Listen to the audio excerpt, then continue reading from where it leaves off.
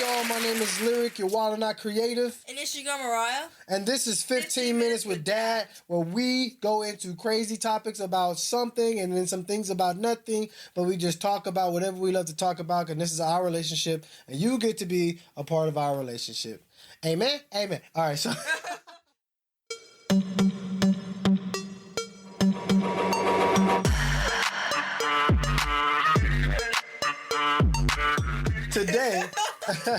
Today, we're going to have a deeper conversation. Mariah's going to control this episode, and she's going to ask me questions, and we're going to go into it. I don't know what her questions are. I just told her to kind of put together some questions that she would like to ask, and we're going to just go through them and talk so you guys can have a part of it. Okay? So here we are. Questions. Kick it off. Okay. So for my first question, what is it like being a single father to a teenager? Like, to a teenage girl? Like, I feel like that would... There's levels. There's so many levels, okay? First off, it's not easy, okay? So the first part of your question is, like, being a single father. One is it's hard, and it's a lot of pressure because every decision that I make impacts you directly, no matter what it is.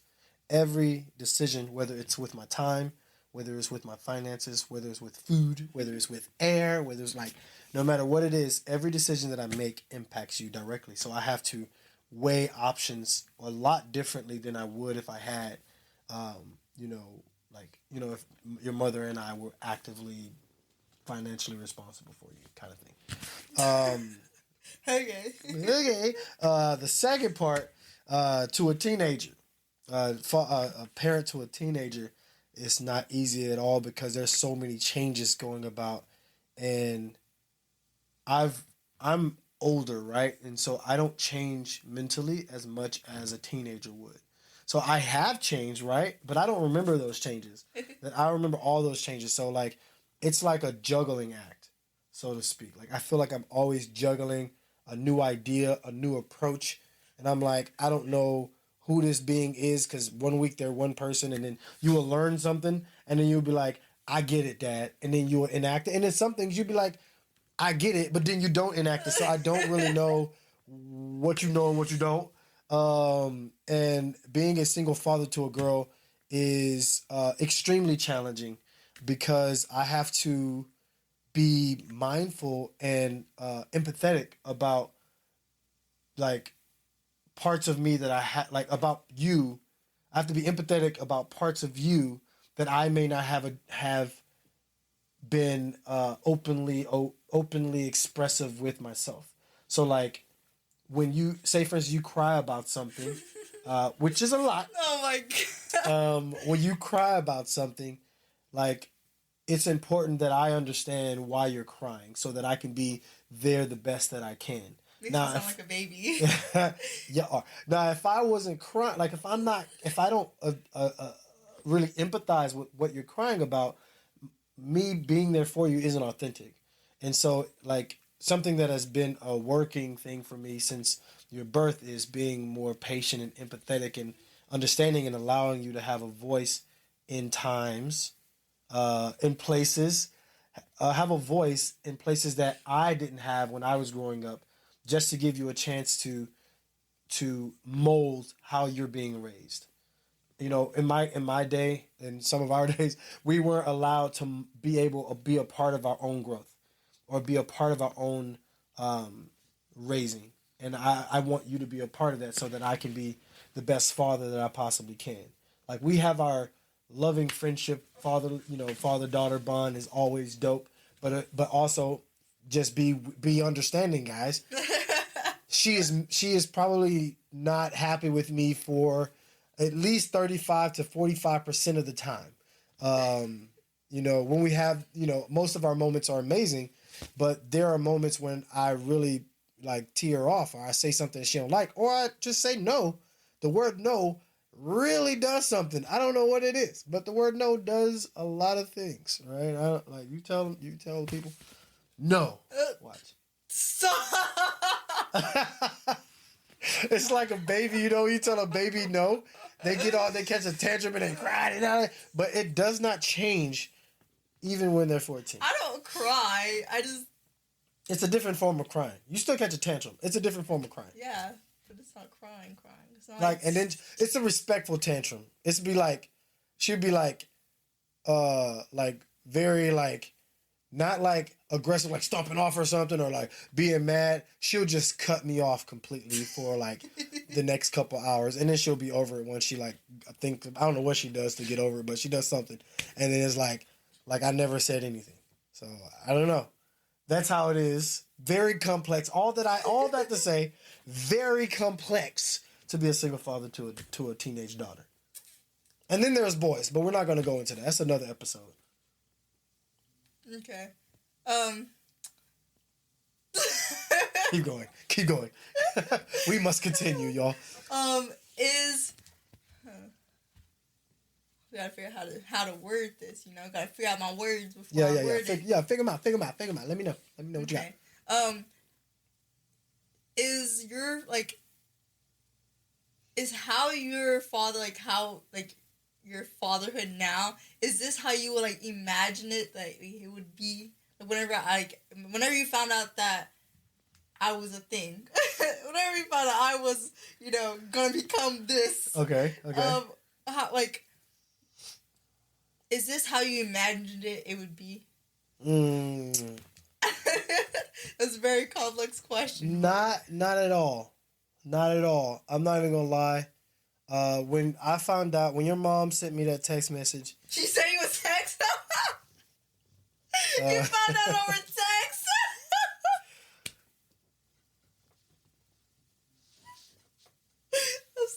I'm sorry. just had to hit you with one of those. Okay. Anyways, my apologies. My apologies. Yes, thank you. Give me my 5 minutes. So when I found out that your mom was pregnant, I was absolutely terrified. Absolutely terrified, and I was looking for any means to get out of that situation. I was 18, and I got a text message that said I was pregnant, and then I called her. I was at Walmart with Vanessa, my friends Vanessa and Pedro and all of them, with the dance team or whatever. I'm out there at Walmart getting food for dinner or whatever. I got this text message and my heart drops. I call her. I was like, I heard it with that usher. I was like, are you for real? Put that on everything. And she's like, yeah, put it on everything. I'm like, how many times do you take a test? She's like, I take it 5 times. And I was like, all right, I guess it's real. I guess it's real. I was absolutely mortified to the point I wanted to get out of that situation. I wanted to run. I wanted to disappear. I had no idea what I could do to not be in that situation, because I could not fathom, when I found out that she was pregnant, I couldn't fathom how to really be a father. I couldn't even process what it would look like of me being a father. Because I had no dad. I had no dad growing up. I had no father figure growing up. So I had no clue what the heck I was going to be doing. No clue. So, no, this is not at all what I intended or thought a relationship, or thought of our relationship would be. But I'm so happy that it is.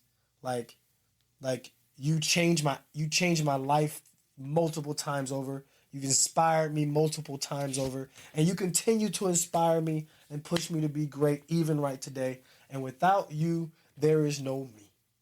Okay? You wouldn't be here without me. No, you without me. Nada. All right, calm down. I'm gonna need you to pop that balloon to your head real quick. Calm down. Bring it back down. Okay. But yeah, no, that's the truth. I wouldn't be who I am had I not actually had you. Well, you didn't have me. Well, technically, I didn't have you. Technically. Technically, I didn't have you. I didn't really have that, the pain and stuff. But you are a pain in my... So, still... You still pain me. A pain in my... But, so, there's still that. But, But I love the fact that,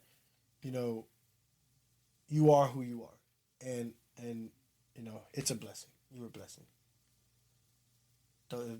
That's my answer in short. Slay. Yeah. In short, you know, short story short. Yeah. No, it's not how he expected it to be. Mm-hmm. Okay. It's better than I ever could have imagined. Is it? Yeah. I was thinking how much time. I thought you was about to hit the. Okay. The applause. All right. What do you think would have been different if you had a boy? Can't even imagine that one. Yeah. Who has boys? What's a boy, guys? What's a boy? I think if I would have had a boy, I probably wouldn't be as patient as I am. I probably wouldn't have shifted much. Because then I was a boy with no man qualities, right? And if I would have had a boy, I would have like thought that made me a man. But because I had a daughter, you're less manly now. You had a daughter. No, it made me really seek to define what it really means to be a man and how that man should interact with their child. I've become better to women because I had to learn fatherhood in different ways and learn on what kind of man qualities I need to be a better man to women outside. So like it just made me be more conscientious and aware on how to become the best man possible so that when you get older, you will have an example of the best man possible. And if I would have had a boy, I wouldn't have done that. I would have been a out in these streets. Okay. Okay, that's No, I probably wouldn't, but I think that I wouldn't have shifted as much as I would. I wasn't like doing like anything illegal or anything like that, but I think that having a boy, I would have been trying to make him to be like me. But I wouldn't have had qualities to make him to be like. He would have just been. He would have just been another me, drifting off in this world with no identity. But I had to seek a lot of stuff.